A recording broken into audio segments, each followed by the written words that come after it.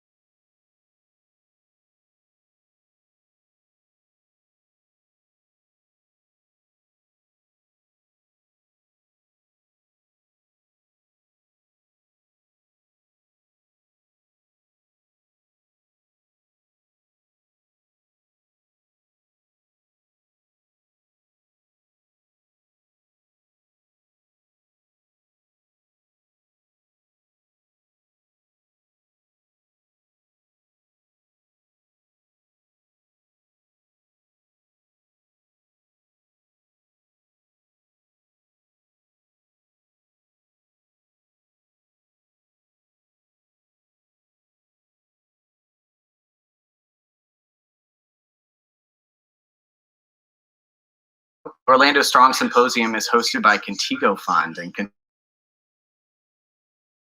Central Florida, particularly Black and Brown folks, queer, transgender, and non-binary folks, and the undocumented community. So our goal today is to look primarily at the future for these communities here in Central Florida.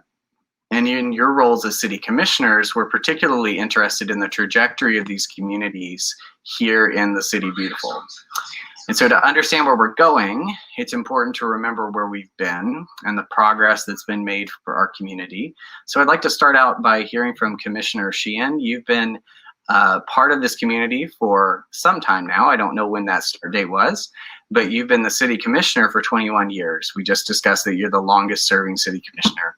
What specific progress have you seen and been part of for the LGBTQ plus community and communities of color here in Orlando? And in particular, so we want some of that history piece, but in particular, what changes have you seen since the racial justice uprisings of the last year and more? Okay. Well, thanks, Josh. And, having been on the city council for almost 20 years and having been an activist in the LGBTQ community since, the late 80s, early 90s, of course, I've seen a lot of change, from the point where, as a volunteer with one of the original Pride parades, people were so afraid to be identified as professionals that they actually put bags over their heads. Okay, go from that to today when the Pride parade is actually supported by the city of Orlando. Mm-hmm. And that's a tremendous trajectory. At one point in time, under Glenda Hood, they didn't want us to have the Pride Parade anymore, so they double booked the band shell on us. We had to bring an attorney to City Hall and say, we have a contract which you signed with us. We're going to sue you. And that's when we started because Commissioner Burns is going, wow. And that's when we actually had the Pride Parade end at City Hall for a few years. So there has been blatant discrimination against the LGBTQ community. I've seen it and I've been a part of fighting it. So when I hear the young activists get very frustrated, I say, I hear you, but I've been there. And I also understand that it doesn't change in the snap of a finger. And sometimes you gotta, get up there and fight for yourselves like we did when they wouldn't allow us to have the Pride Parade. So again, that's kind of the history there. So, I mean, I've been an activist, I've been an elected official, so I kind of understand. I also don't get upset when people get angry because I've been there. I mean, I understand that righteous anger because it happens when you've been mistreated. But what I encourage people to do is take that righteous anger and turn it into action that can benefit the entire community. And from there, I would say that, in 2002, we passed protections for the LGBT city employees. 2003, we did it citywide. 2007, we added transgender protections because we had a 4-3 split. We would have lost the whole thing.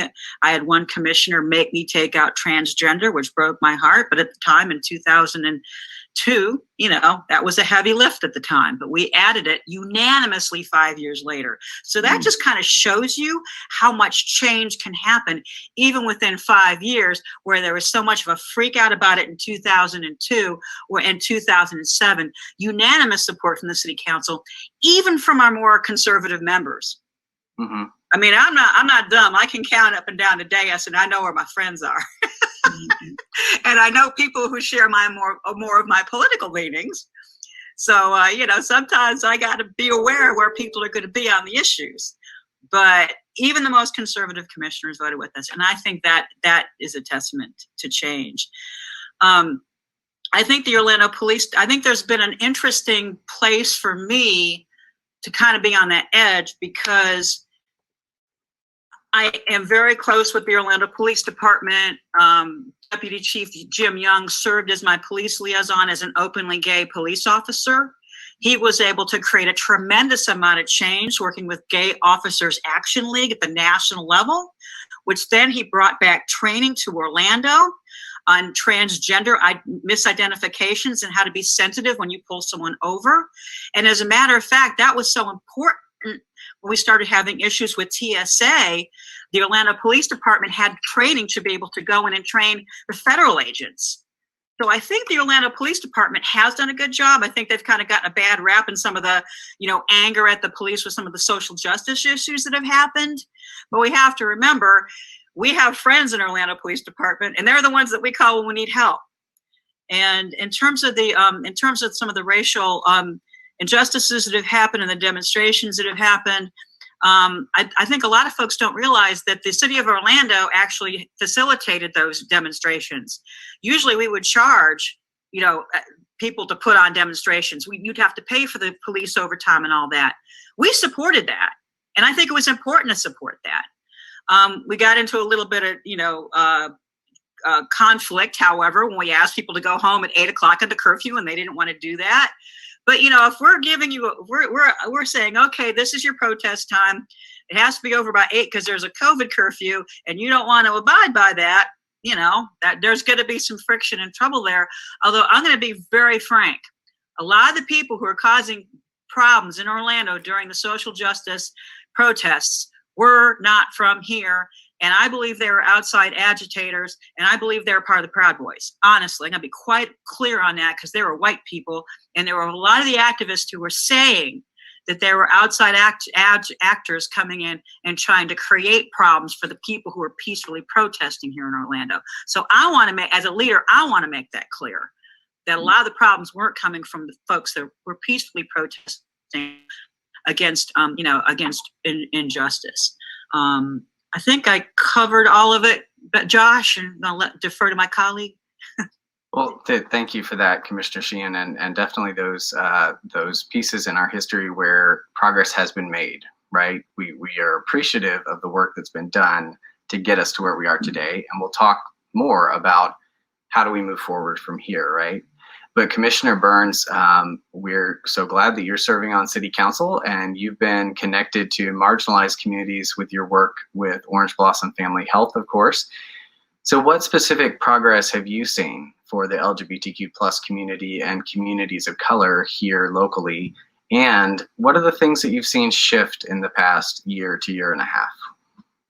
Right. Well, first of all, thank you, Josh, and the Contigo Fund, and all the organizers for Orlando Strong Symposium for allowing me, to participate and share this space with my colleague, Commissioner Sheehan, who's a true champion for the LGBTQ plus community and many more very important issues that our society face.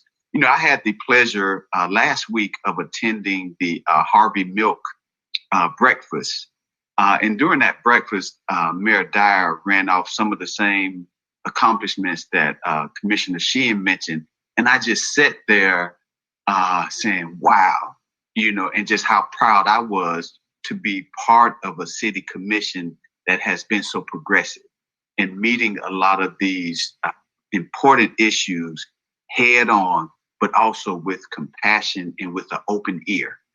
Because I think we have to remain in a posture of being ready to listen, ready to be educated, because that's how progress is made. We have to be sensitive to the issues, but also open and be ready to be educated.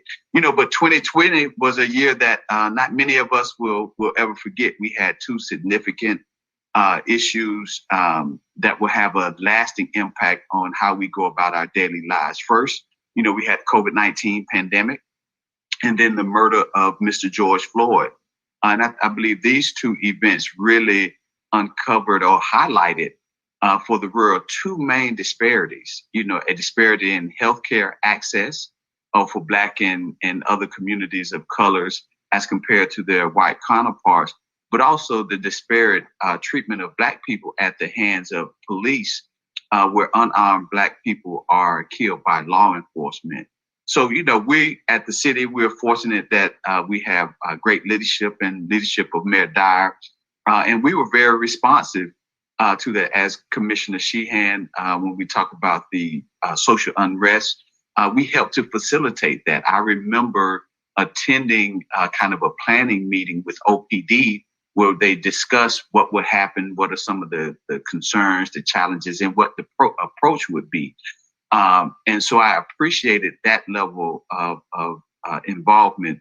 But also, as the city, for COVID-19, the city is not responsible per se for the health of the community. That's really a county responsibility, but the city can play a part. And one of the things that we were able to do for COVID-19 was to open up a lot of the city recreation centers to allow them to be testing sites as well as vaccination sites. So, again, very involved in how our community responded, but also we did what we could to support the businesses. We were doing PPE, distributions to the local businesses to ensure that they knew, one, that the city, that we were in this together, and that while, some of the restrictions had them to limit, the number of people that can come into their facilities, some businesses had to totally close. I operate a Orange Blossom Family Health where, we had to almost shut down for a couple of weeks because we had to monitor individuals coming in. Our dental program was totally, shut down. So that had an impact. But now while we shut down, people still were getting sick, still needed follow-up appointments, still needed their medications. So we, as a businessman, I had to pivot and be responsive to this new environment. But it was very important that our city and county, I believe, did what they could to support businesses while at the same time keeping everyone safe. Now, when we talk about the murder of George Floyd, one of the things I think was key was that we were able to facilitate a space to listen to the concerns of the Black community and other minorities. I recall Mayor Dyer sitting down with a group of activists, hearing their concerns. I personally had several Zoom sessions, met with some activists. So I think it was important that we took the time to listen, to truly listen to some of the issues, but also through that came we initiated a thorough assessment of the practices of our police department. We had a outside consultant to come in, and they're still doing their work now. I'm interested in seeing the results of that. But again, while the murder of Mr. Floyd didn't happen in Orlando, we as a council, in response to some of the concern, initiated that assessment so we can be as proactive as we can to see, do we currently have some policies that will could potentially lead to something like that happening in our community. Also, another thing, a focus on mental health. It was fortunate that the mayor funded a community response teams. So these are teams that if there's a 911 call for a nonviolent mental health issue, that now instead of having police officers to respond, now we have a group of trained mental health professionals that will respond to provide more appropriate response. So it's not just, taking. And one of the things I mentioned is that we cannot criminalize mental illness. We have to make sure that we support and get those individuals connected to the resources in our community that are designed to address that. So very, very encouraged.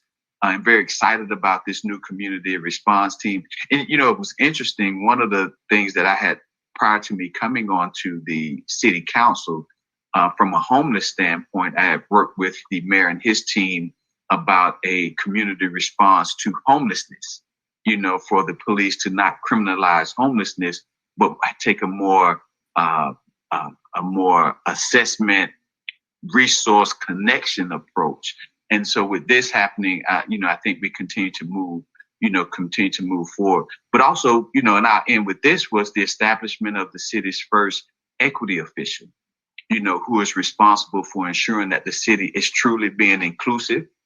Because we have great diversity here, and I believe that we have been inclusive, but it takes us to constantly keep equity and inclusion on the forefront of our minds. So this new equity official will be responsible for, looking at the city's hiring and advancement practices, because those are areas that oftentimes is some systemic issues when you talk about African Americans, other minorities, but also with our gay community, because people are discriminated against, but oftentimes it may not be as blatant, but through some of our hiring and advancement practices. So ensuring that, there's equity and inclusion there, but also city contracting, ensuring that all our communities have an opportunity to benefit from the resources and the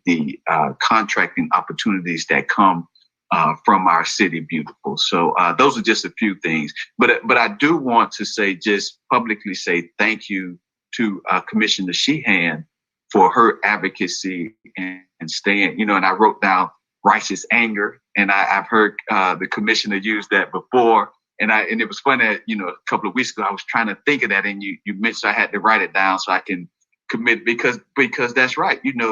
If there's some injustices, we should be angry, and that anger should be seen as being righteous. But also we have to understand that there is a process and continue to push that, we may, see some progress today, but we may have to wait for some additional progress, but we keep pushing, we keep pushing, we keep pushing. So again, thank you, Commissioner Sheehan, for truly being a hero and for serving, for 21 years. Never thought I'd do it for this long. I want to add something to what Commissioner Burns said, though. And I love hearing him speak. I mean, I just get so excited because let's just say when I first got elected to city council, we weren't able to have these kind of conversations. So it's really wonderful to have a discussion and us being able to build off each other. I just think that's so exciting. But I really think it's important to have an equity official, because, and that's Marshawn Green, and she actually came to the Harvey Milk Diversity Breakfast with me, and she loved it. I mean, she just thought it was the best thing. But you have to remember, we sometimes get in our silos. Like I tend to be pigeonholed in LGBT issues, and my colleagues, Commissioner Burns and Commissioner Hale, they're dealing with the Black community. Commissioner Ortiz is dealing with the Hispanic community, and we have to have an overreaching understanding. And I think that's why inequity officials is important. And something that happened during COVID that I wasn't even thinking about was, we concentrate a lot of the first shots on the West Side. It was important because we were worried that people in the African-American community weren't going to have access to vaccinations. But by having everything on the West Side, we kind of had one over at Joy MCC, and I expected there to be a large gay population coming to Joy MCC. The interesting thing was that we had the event at Joy, it was a very large Hispanic community, because that was the first event that was close and that they were able to come to on their lunch hour. And I'm like, isn't this interesting that the Hispanic community is not coming to the ones on the West Side because they're coming from work? Again, it was a transportation issue, that they're coming towards, quote unquote, the one that's aimed towards the gay community. Now, I think it's great that we have, communities that all work together, but I found that interesting that maybe we omitted, making sure that the people in the Hispanic community on the East Side got access to vaccinations. So that's why it's so important, to have someone who's looking at all of it.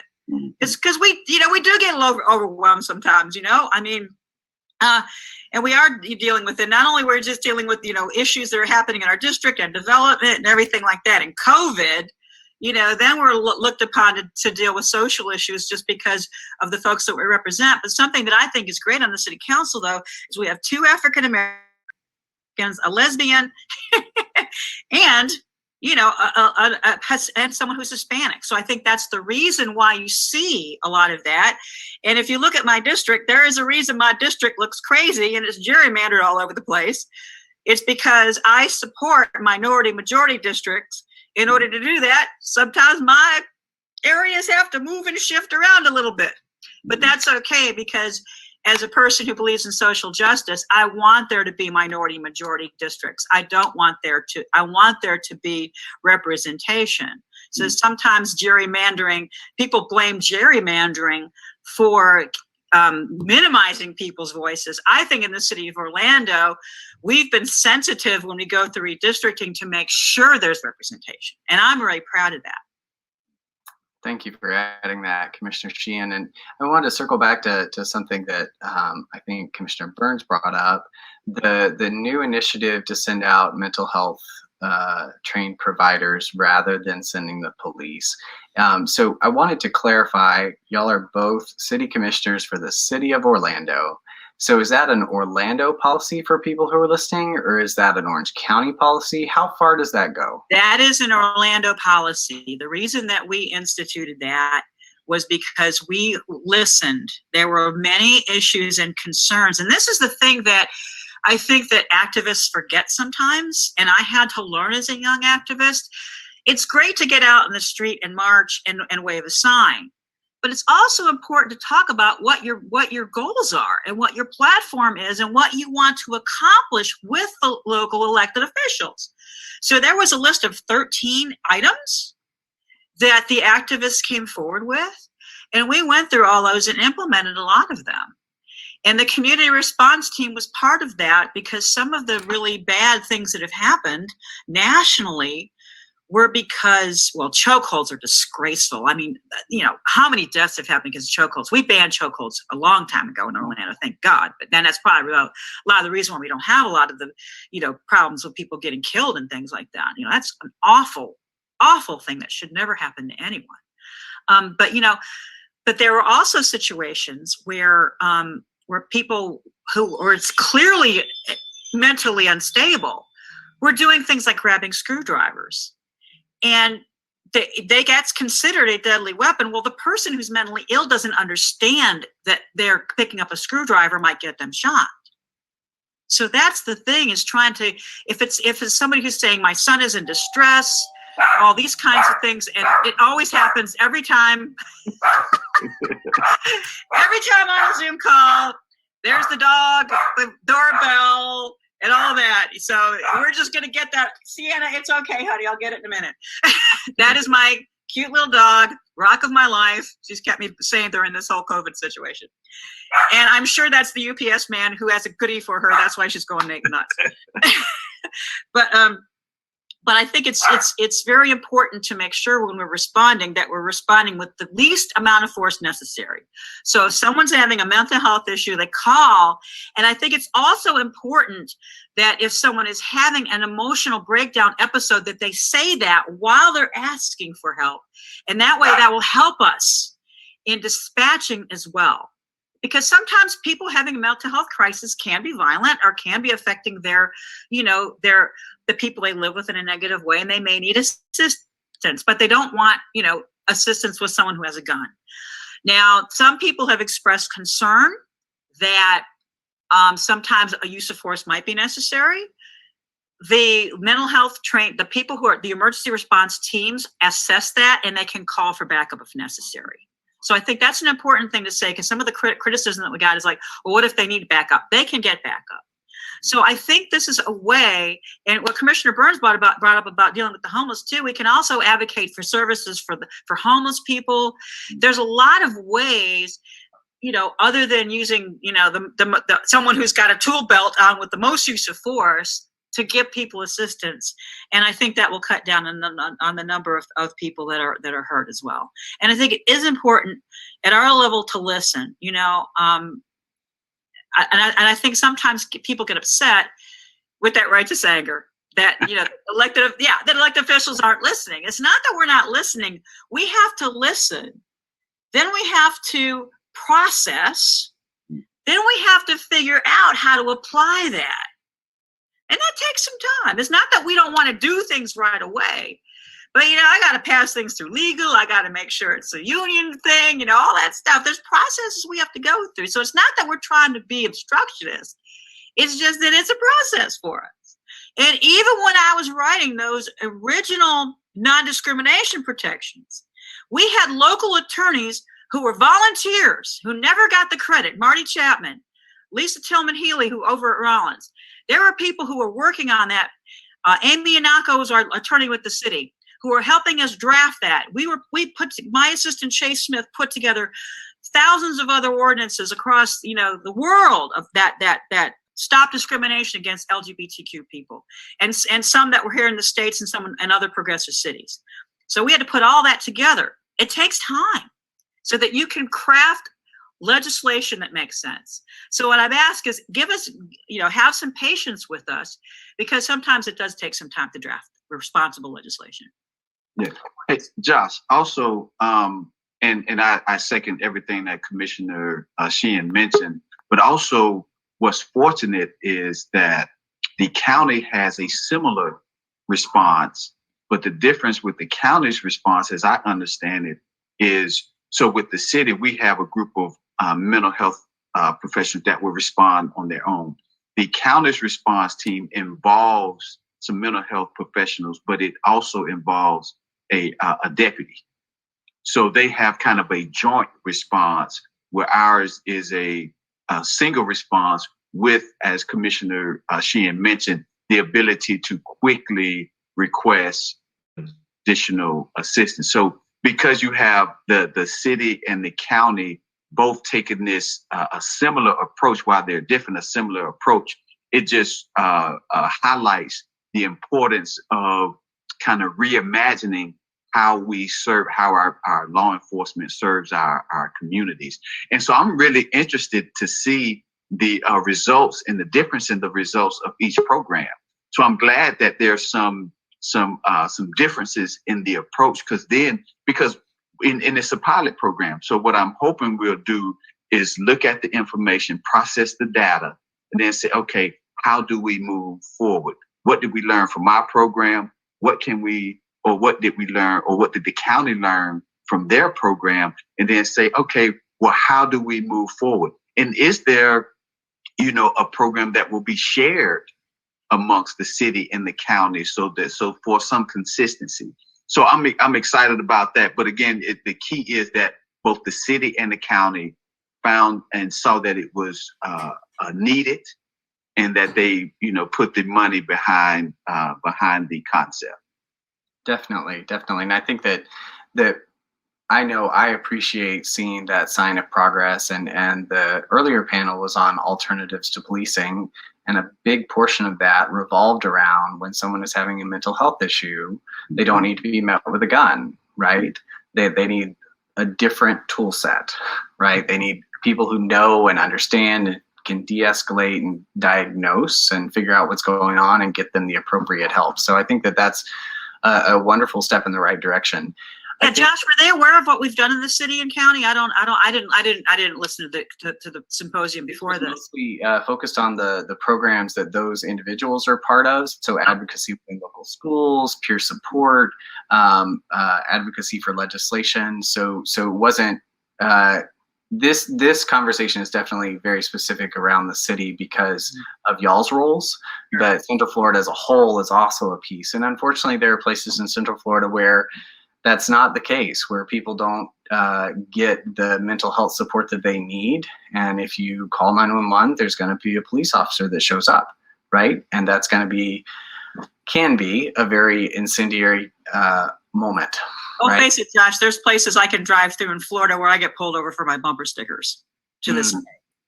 Yeah, I mean, it's real.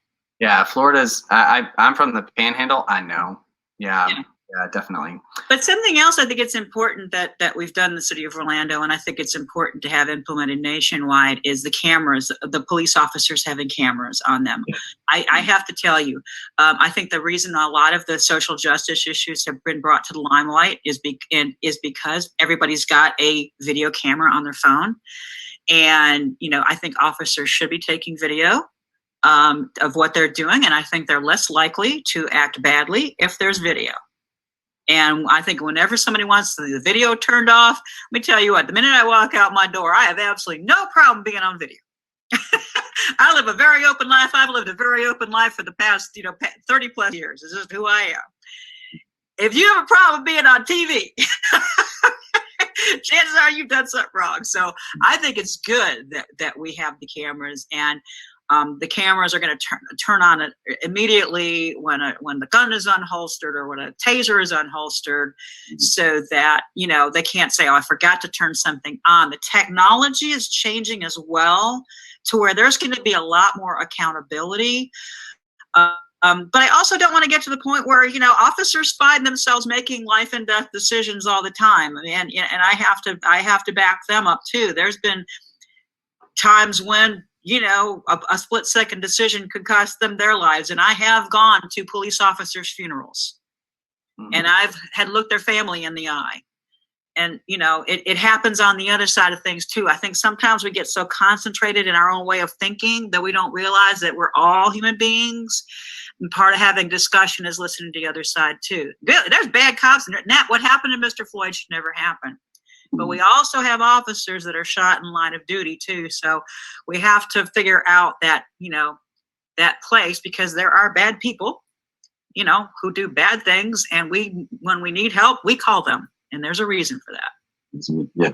Also, Josh, one thing that I forgot to mention was one of the responses was the community-oriented policing grant that the city received. It's a federal grant, and it actually, I believe, provided us an additional 10 police officers who their sole job is this approach called community policing.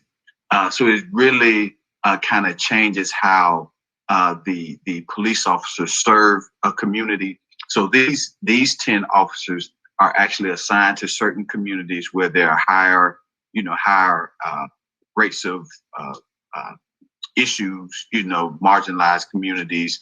And what they do is they're there to connect with the community. So one of the things that they're doing now, usually in the community, you see the police ride through in their police cars. But one of the approaches that these community-oriented police or neighborhood policing units, they ride their bikes. So it's easier to put on the brakes and just stop and engage with someone, who's there to make that connection. So I think that we're moving in the right direction when we can start to have the bridge, the relationship and the understanding of, between our communities and our police officers, because that's a key relationship. And so, I've participated in several initiatives where we had a kickball tournament, with some of the residents and the police officers. They come to we had a backpack event where the police officers were there cooking hot dogs and hamburgers, for the community. So we're trying to again improve that relationship by so the residents will see the police officers as a asset to them and a service and protection for them, but also so the police officers can connect with the communities and learn more about those communities, meet the individuals in the communities, know them by name. So, and it's not going to be an overnight process, but I think if we continue to be intentional about building those relationships, we will start to see that improve. Because as commission, because one of the things that happened, you would hear this defund the police, defund the police. And I came out and said, I'm not for defunding the police, and it was interesting because it was a young lady that was, saying defund the police, defund the police. And I hosted kind of a town hall through Zoom, and she was on there, but it was several of our senior members of different communities just communicating what they hear in their communities and how afraid they are and what happens in their communities. And the same young lady who was one of the main people saying defund the police, she called my office, asked for a Zoom meeting, and she said, Commissioner Burns, I was one of the main people saying defund the police. But when I started to listen to other people who lived in other communities, she said, I live in Winter Park, so I don't hear the gunshots or I'm not worried about someone breaking into my home. And so she said that once I started hearing that, it gave me a different perspective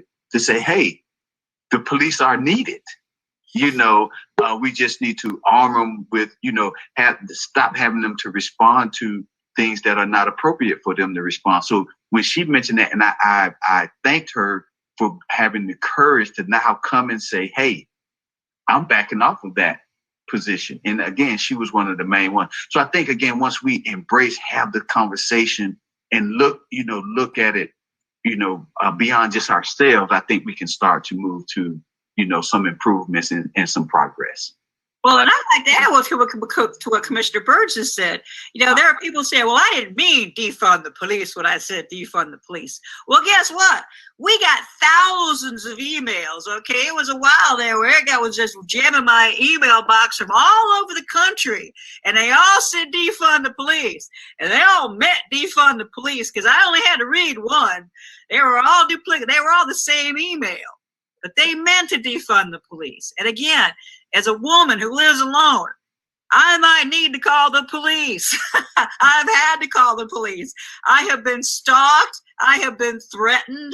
I had to leave Volusia County as a gay rights activist and move to Orlando because it was so dangerous for me to live there. Now, that probably ended up being a fortuitous move for a lot of reasons, okay? And for a lot of people.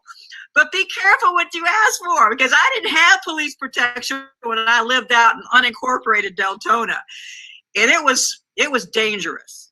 So I think we need to hold professionals accountable. Mm-hmm. But as someone who I monitor the amount of traffic to my website, so does the city. And what is most important to the people who live in my district is public safety. And I put out stats for every single neighborhood, every single month of what's happening in terms of crime. It's the number one draw in terms of people wanting information from my website. So well, I appreciate that, Commissioner. Yeah. What that tells me is that people care about it. Sure, definitely. And I think that we're almost, let me see here. We're starting to get some audience questions that are going to start coming in. But as we're getting kind of closer to that portion, just one more thing, what you said about when you feel unsafe, you want to be able to call the police. And I think that what we hear from different segments of our population is that there are folks who feel unsafe calling the police. And especially folks who are in that nonviolent offender category, people who might be engaging in sex work, people who might be undocumented persons, and they're often the victims of violence and exploitation.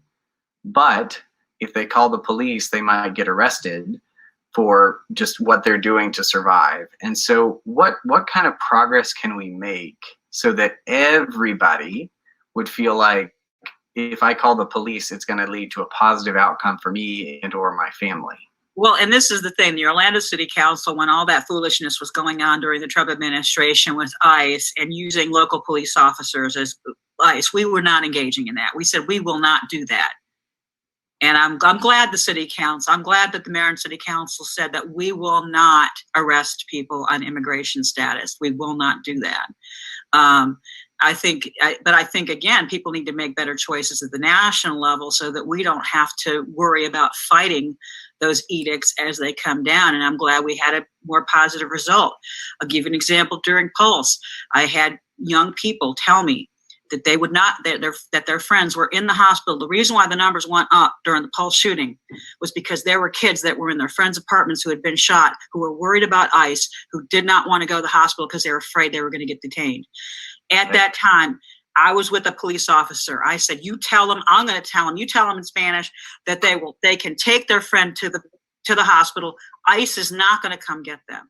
But there are times when, during the Trump administration where I would not have felt comfortable making that statement. Yes, we absolutely have a lot to do. I am in the unique situation where I have been assaulted by an Orlando police officer as a city commissioner. So yeah. So I understand. Or is that like a merit badge, or how do you? I have a lot of weird merit badges. I'm also the only city commissioner who's ever been drug tested. Put that on the LinkedIn.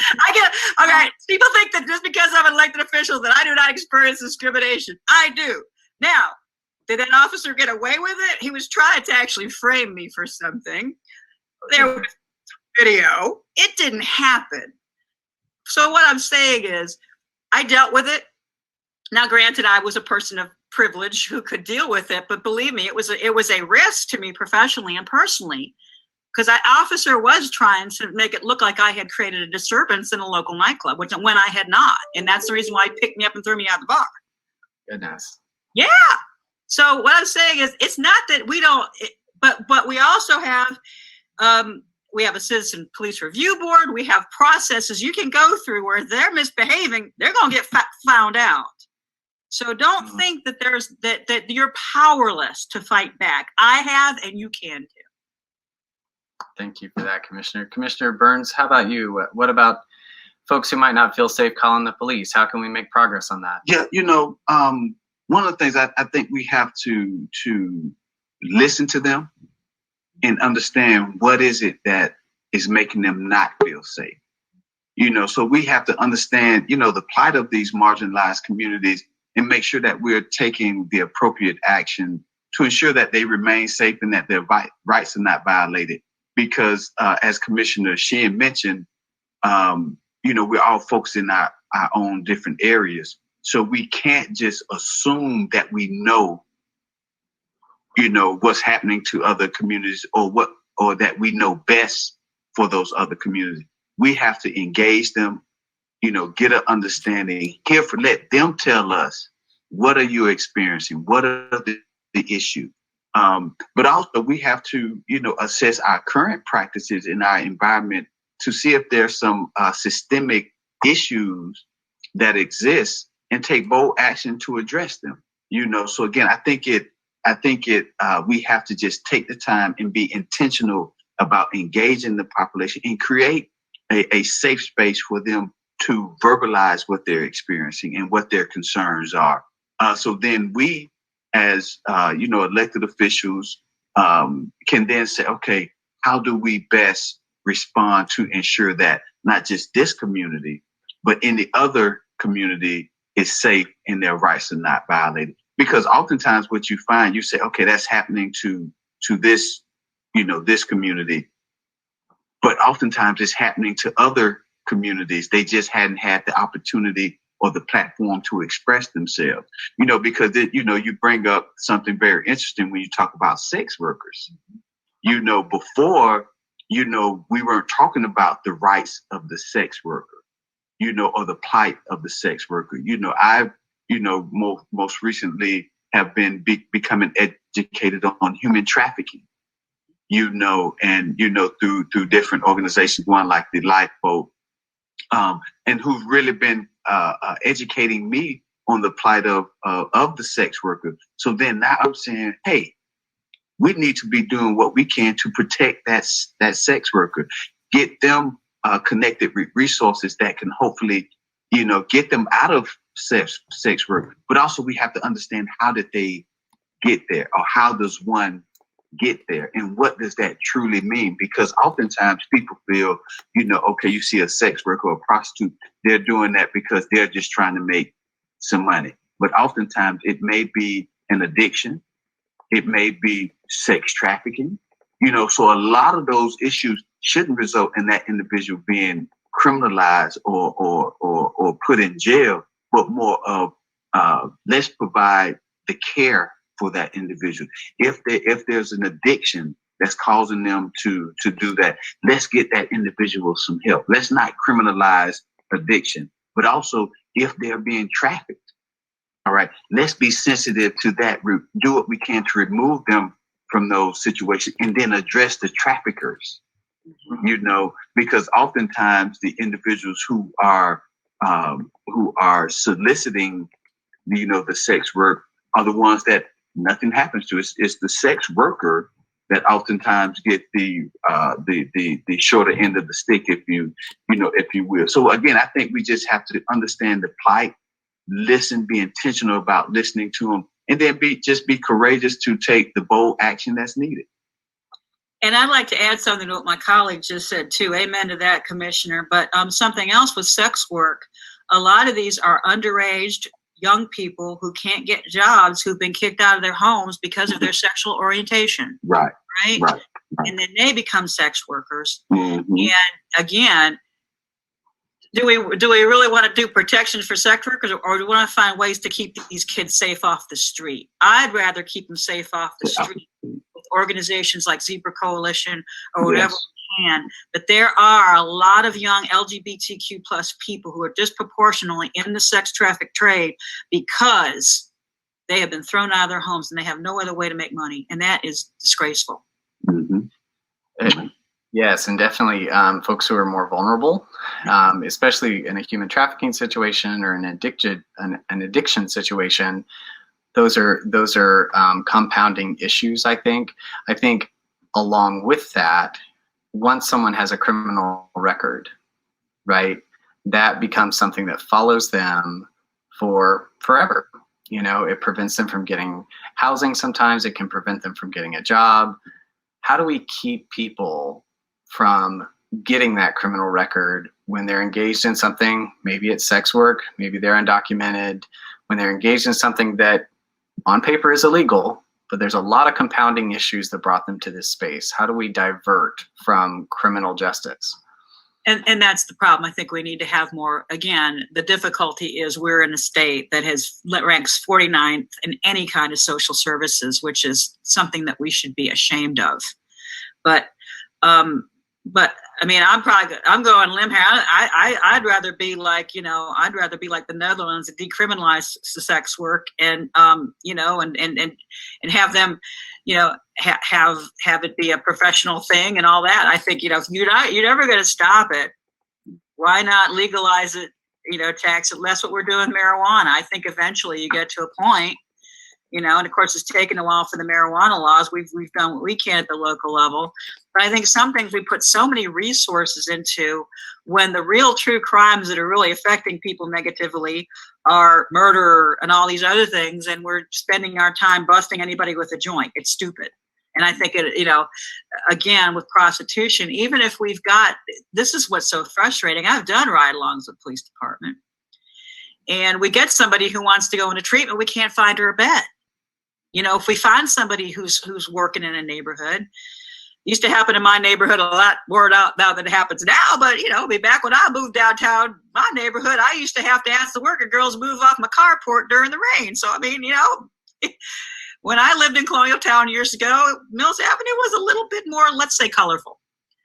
But you know, even when we could get, you know, people that wanted to get into treatment, we couldn't find beds for them. So that is a problem. We have to get more beds available for people to get off substance abuse and help them put their lives back together and address all these other issues. Is there a way, if they get sober, to take these things away? This is a lot bigger than a city council issue.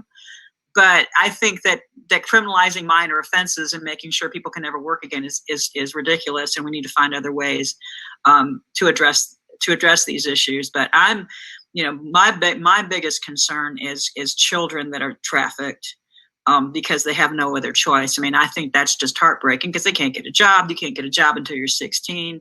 You know, a lot of these kids are kicked out of their houses a lot. You know, a lot bigger than my role as a city commissioner. But we can be aware of them and try to get more progressive leadership. Unfortunately, we're not in the most progressive state in the world, you know, to get funding for these kinds of issues. But I think that's the answer, is we're going to have to address them, not just bury our heads in the sand and hope they go away. Yeah. Yeah. And also, I think, you know, and I agree with everything Commissioner Sheehan mentioned, but also I think we need to put a focus and increase the opportunity for diversion programs. Mm-hmm. You know, so we have individuals who, and you know, I think our community response team is a kind of an example of things that we can do, you know, to prevent the criminalization, but also, you know, for nonviolent offenses, you know, for drug cases, you know, treatment versus incarceration. You know, I think that's what we need to be, you know, focused on. You know, and so, you know, maybe a drug court. One of the things that we've talked about for a while is a homeless court.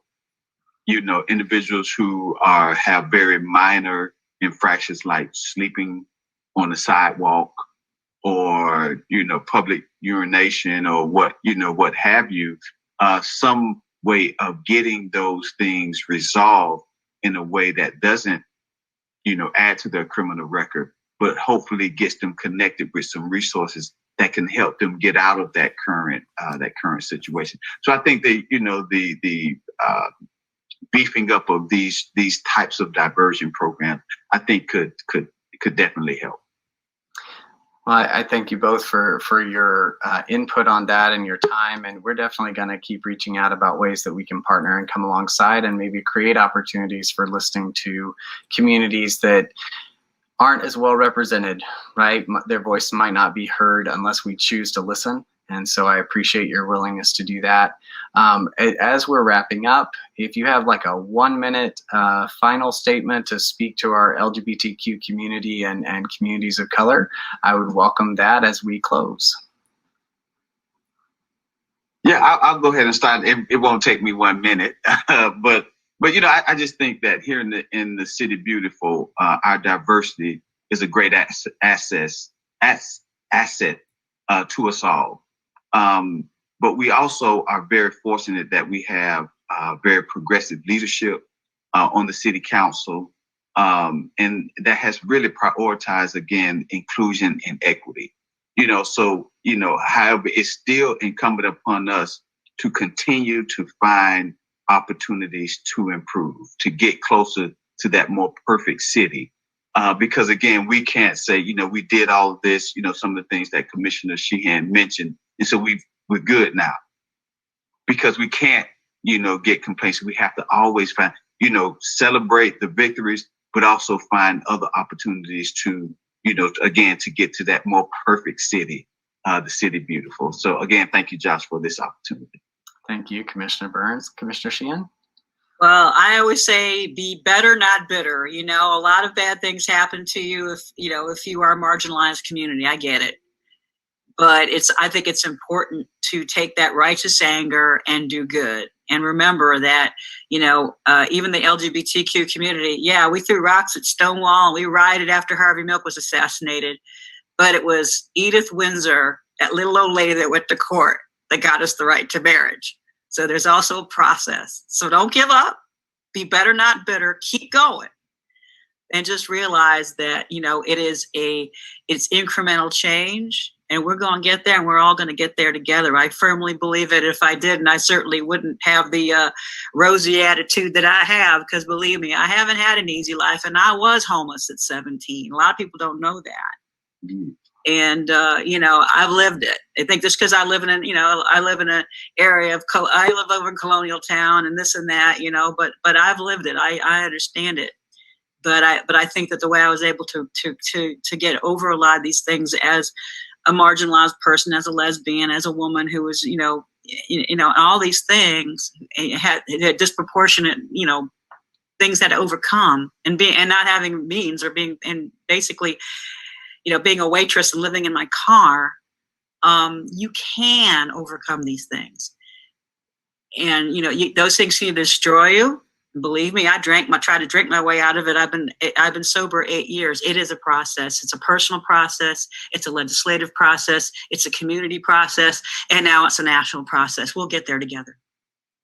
Thank you so much, Commissioner Sheehan. And thank you both for your work and your willingness to be here with us today. You take care of yourselves, and we're going to keep working together. Hey, Josh, I didn't add this, but please, let's take our personal responsibility, get vaccinated, pull the mask back out, wash your hands, socially distance, because it's going to take us all to truly put this COVID-19 behind us. So let's be safe and be personally responsible.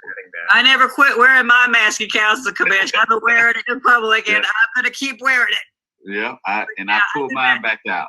Everybody get vaccinated, because these numbers are going in the wrong direction.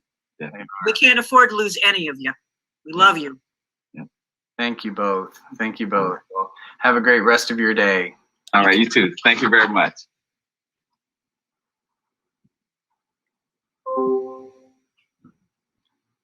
All right. So thank you, Josh. It has been a pleasure. I know this is a little strange since you're still on Zoom and can't really see me. But you did a great job. And thank you, Commissioner Sheehan and Commissioner Burns, for joining our symposium. With that, I'm going to let you go, Josh. All right? Bye. Thank you very much. Bye.